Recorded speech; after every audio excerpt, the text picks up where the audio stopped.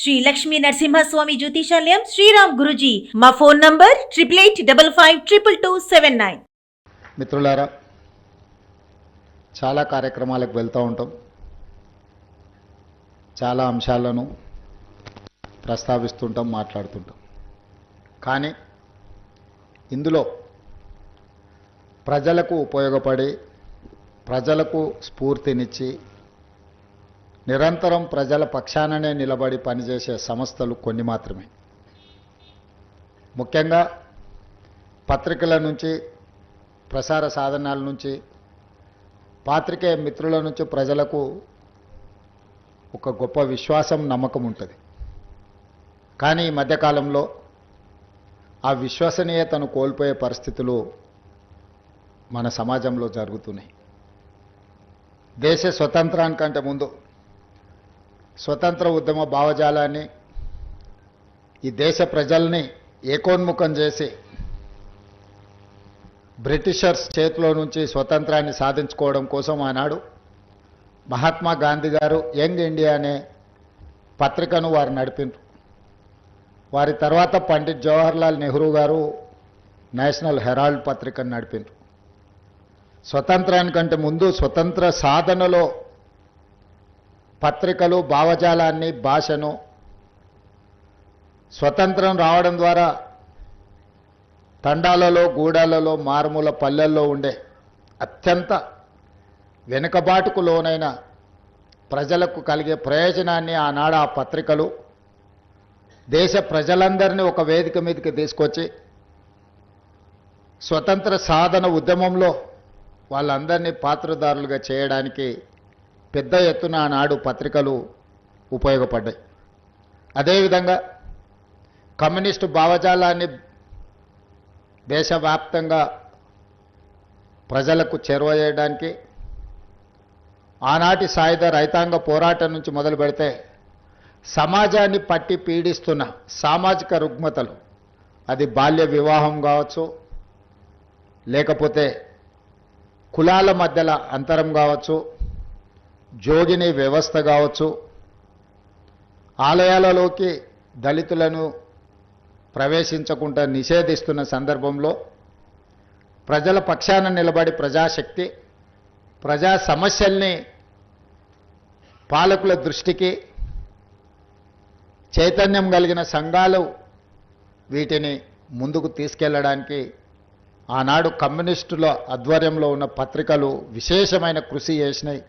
తెలంగాణ సాయుధ రైతాంగ పోరాటం ఈ దేశానికి, ప్రపంచానికి ఆదర్శంగా నిలబడ్డదంటే ఆనాడు జరిగిన పోరాటాలను నిక్షిప్తం చేసి చరిత్రను ప్రజలకు అందించడానికి, భవిష్యత్ తరాలకు అందించడానికి కమ్యూనిస్టులు నిర్వహించే పత్రికలు కానీ, కమ్యూనిస్టు భావజాలంతోనే ఈ అంశాలను క్రోడీకరించిన చాలామంది పెద్దలు ఈ తెలంగాణ సమాజానికి ఎంతో ఉపయోగపడ్డారు.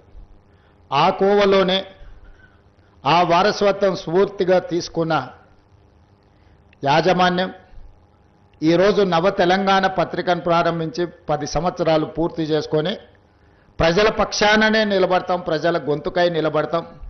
పాలకులు ఎవరైనా సరే మేము ప్రతిపక్ష పాత్రనే, ప్రజల పక్షాన పాత్రనే వహిస్తామని చెప్పి ఈరోజు నవ తెలంగాణ యాజమాన్యం కావచ్చు, ఇందులో పనిచేసే పాత్రికేయ మిత్రులు కావచ్చు, ఒక కమిట్మెంట్తోని ఈరోజు పనిచేస్తున్నందుకు వాళ్ళని మనస్ఫూర్తిగా నేను అభినందిస్తున్నా.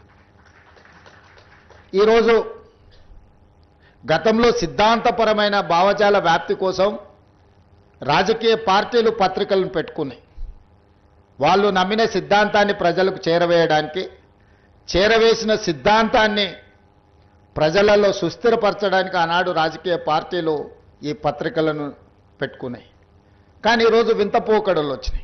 చేస్తున్న తప్పులను కప్పిపుచ్చుకోవడానికి, సంపాదించిన సంపదను కాపాడుకోవడానికి, వాళ్ళని ప్రశ్నిస్తున్న వాళ్ళను సమాజంలో వాళ్ళ పట్ల అసహ్యకరమైన భాషను ఉపయోగించి వాళ్ళ ప్రతిష్టను దెబ్బతీయడానికి ఇవాళ రాజకీయ పార్టీలు కొన్ని పొలిటికల్ పార్టీ ఓన్డ్ మీడియా రావడం వల్ల ఈరోజు జర్నలిస్ట్ అనే పదానికి డెఫినేషన్ ఎత్తుక్కోవాల్సిన పరిస్థితి వచ్చింది.